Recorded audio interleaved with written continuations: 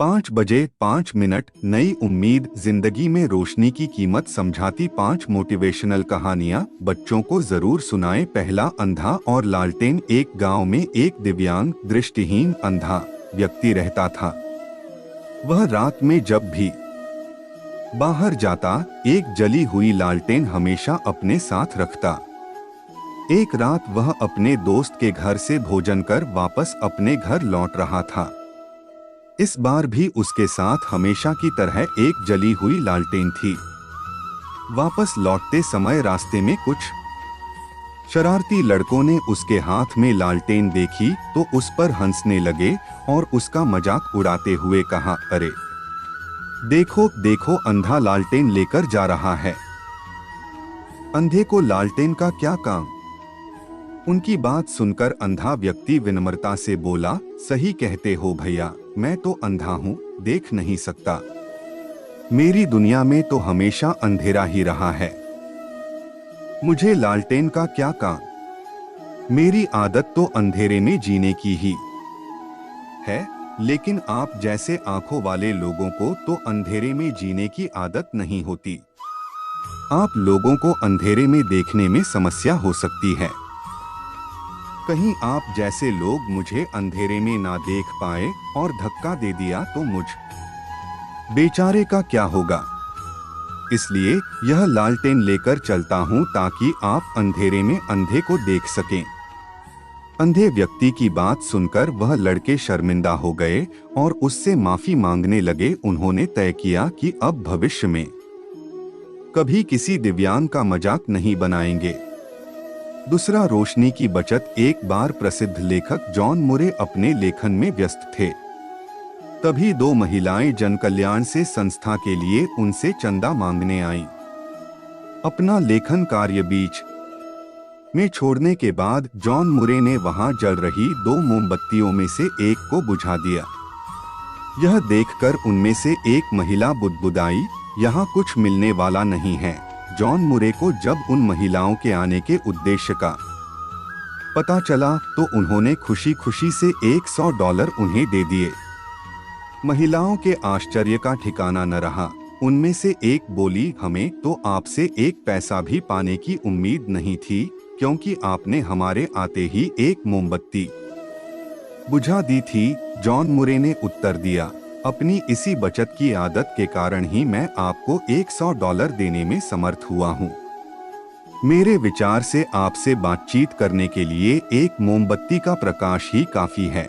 महिलाएं बचत के महत्व को समझ चुकी थीं। तीसरा, उम्मीद की रोशनी। एक बार की बात है, एक घर में जल रहे 5 दिए आपस में बात कर रहे थे।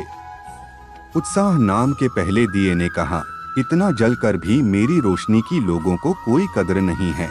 इससे तो बेहतर यही होगा कि मैं बुझ जाऊं। और वह दिया निराश हो बुझ गया।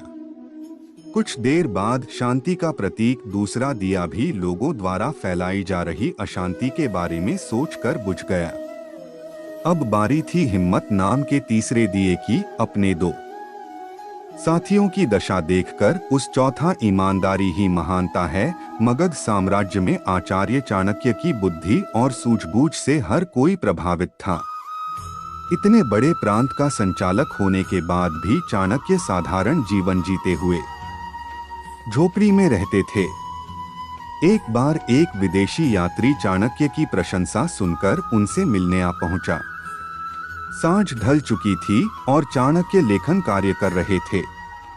वहां तेल का एक दीपक जल रहा था।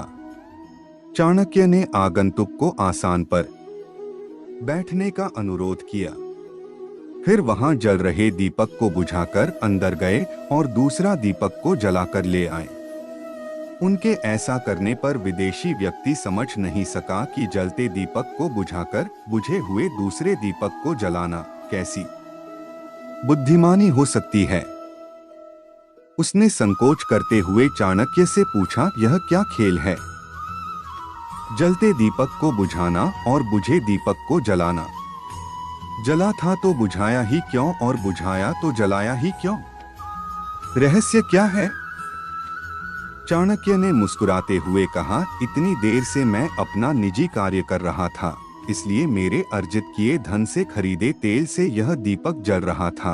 अब आप आए हैं तो मुझे राज्य कार्य में लगना होगा, इसलिए यह दीपक जलाया है, क्योंकि इसमें राजकोष से मिले धन का तेल है।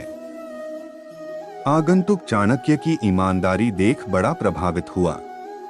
5वां अपना दीपक बनो। यह कहानी भगवान बुद्ध ने अपने शिष्यों को सुनाई थी। एक बार की बात है, 2 यात्री धर्मशाला में ठहरे हुए थे। सांझ का समय था और वहां पर दिए बेचने वाला एक कुम्हार आया। एक यात्री ने उससे दिया खरीद लिया। वहीं दूसरे ने सोचा कि इसने अपने लिए खरीद लिया है तो मैं भी इसके साथ ही चल पड़ूंगा, तो मुझे पैसा खर्च करके अलग दिया खरीदने की क्या जरूरत है। कुछ देर बाद अपना दिया जलाकर पहला यात्री रात में अपने अगले ठिकाने की ओर चल पड़ा। दूसरा भी उसके साथ निकल पड़ा। थोड़ी दूर चलने पर दिया खरीदने वाला यात्री एक ओर मुड़ गया, लेकिन दूसरे यात्री को विपरीत दिशा में जाना था, इसलिए वह वहीं रह गया और दिया न होने के कारण बिना उजाले किसी भी दिशा में आगे नहीं जा पाया।